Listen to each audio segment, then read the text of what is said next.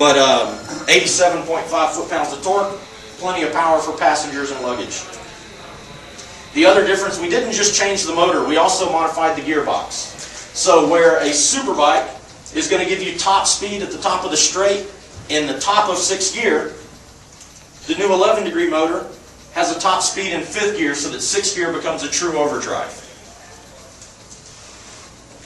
This is a neat piece of technology. For all of you who have sat on a Ducati or ridden a Ducati around town and pulled on that clutch, it's a 6-spring, heavy-duty racing performance clutch, and it does take some getting used to. It will wear your hand down if you're not used to it. But we have to get a lot of horsepower to the ground, and we have to get it to the ground in a predictable way that you can feel. But some new technology here is we're going to run a wet clutch in this bike to get you a little more endurance of the clutch plates. But it's only a 3-spring clutch, so we're going to get 150 horsepower to the ground with a new development. Basically the reverse of a slipper clutch. When this motor is under power, it's going to have a servo action to actually press the plates tighter together, so that the pressure of the plates comes from the ramping in the clutch, not from the hand. The other thing is that it will still be a slipper clutch. So in hard deceleration and performance situations, it'll ramp the plates apart just like a slipper clutch and allow you to go in harder on the brakes without hopping the rear tire. The electronic suspension, there's a couple things that are different about it. One is it's a full Öhlins suspension, which is pure luxury for a superbike or a racer. Öhlins is definitely the racer's advantage for rebuilding and for the way it feels and for the amount of adjustment and how fine the adjustments are. Öhlins is the best in the world, period. Not only that, we didn't use a middle grade Öhlins. This is the TTX on the rear. The advantage of the TTX, and the reason it's the racer's advantage, is because it has 2 separate reservoirs for compression and damping. The difference being in a single reservoir, single stack, even an Öhlins or a Showa shock, as you adjust compression or rebound one way or the other, you're actually affecting the other adjustment also. In this shock, it's a little bit higher technology that actually separates out those adjustments where one doesn't affect the other. And a premium Öhlins front also. So you can adjust compression and rebound damping front and rear from the dash, set your own personal settings in each mode, and you can also adjust spring preload in the rear from the dash, and it's automatically set within each mode. The other thing I'll tell you is that within each mode, there's also a load setting. So you can set it for just a single passenger, a single rider, a single passenger with a rider, or either combination with or without luggage. So it has that capability also.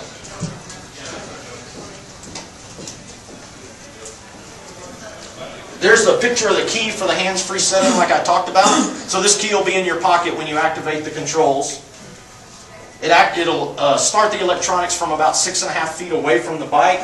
The flip key, in other words the physical key, is only going to be used for the gas cap, unless you buy the accessory gas cap that is hands-free, and the luggage. The neat thing is, if you buy a S Sport model or the standard model that doesn't have the luggage on it, you will get the barrels from Ducati with your bike, so that when you do purchase the luggage, you drop those barrels and insert it, and it will be a true one-key bike. You're not going to have to carry a different key for the top case, the side bags, and the gas cap.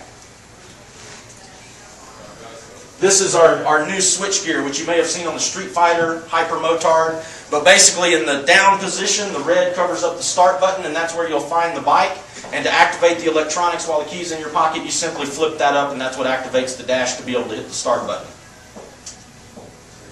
So we have 2 different dashes in this bike because of the amount of information it's going to give to its rider. The main dash, which you see pointed to right now, is the typical information you'll see that you're used to seeing on our bikes. It's the second LCD dash where you'll adjust the riding modes, customize the riding modes, and it'll also provide you some ride computer information. Here's one of the neat accomplishments with this bike. We've gone from air-cooled 90 horsepower and 430-something pounds to a water-cooled 150 horsepower touring bike at 416-pound dry weight. So, when we pull the cover off, it's on a stand right now, and I want everybody to be able to sit on it, feel it. We've worked on the ergonomics very hard on this bike. We've worked on the seat real hard. But then we'll take it off the stand, and I really want you to feel how light this bike is beneath you. So, not only is the bike light, but where the weight is critically important in a motorcycle. So we have done the magnesium subframe. We've redesigned the aluminum swing arm so that at the ends of the bike that can affect handling are the lightest. We've also redesigned the chassis from former models. So we do keep our steel trellis frame. That's one of the secrets to why a Ducati chassis feels so good and gives its rider the information you need.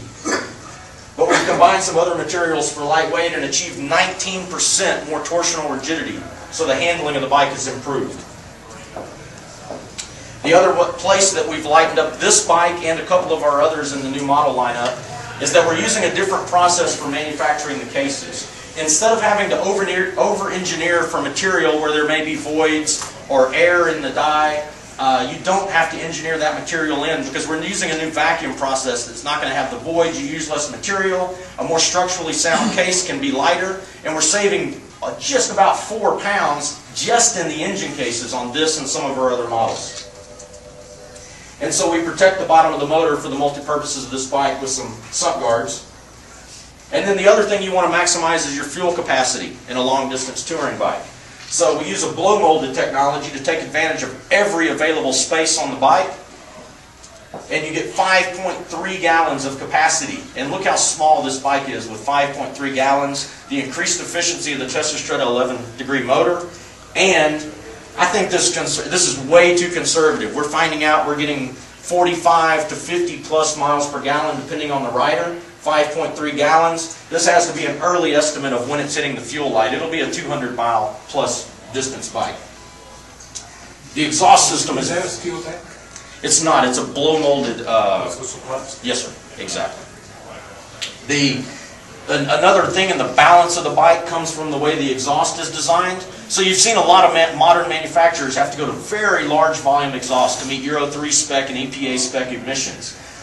So the location of the weight of that volume can, one, it not look too good, but two, be detrimental to the handling of the bike. So we've located the weight necessary for the cat and the volume underneath the bike in a very good looking package that doesn't affect the design of the bike, and if you want to leave it stock and quiet for long distance touring, you'll be very happy with the way this looks. But we do have some accessory exhausts that are outstanding also. The ergonomics study was set to a different level for us and for the motorcycling industry. If you look real carefully at where this passenger is sitting, the weight of the passenger is fully in front of the rear axle. So for those of you who have thrown a passenger on the back on your bike and felt the massive handling characteristic differences and acceleration differences of having a rider sit over or behind the axle, this bike is going to truly accommodate two riders for a long distance. The other thing is the top case does have a backrest on it.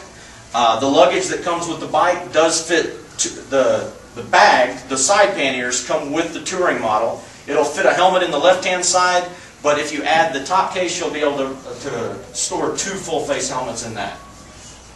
The seats are going to be plenty comfortable just as the bike sits for long-distance touring, but we do have a low seat and a touring seat that are going to be available as accessories. The screen is adjustable. It's 2 manual knobs. Feel free to play with them when you're on the bike, but basically you just reach up, twist them, and it moves the windshield up and down 60 millimeters. I'm going to go ahead and pull up all of these pictures because I want you to see something new that we've done.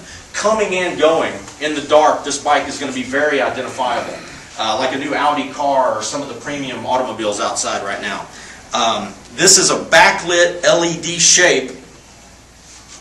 They were originally calling light guidance technology in the original manuals of the bike and the original information, but basically it's an identifier.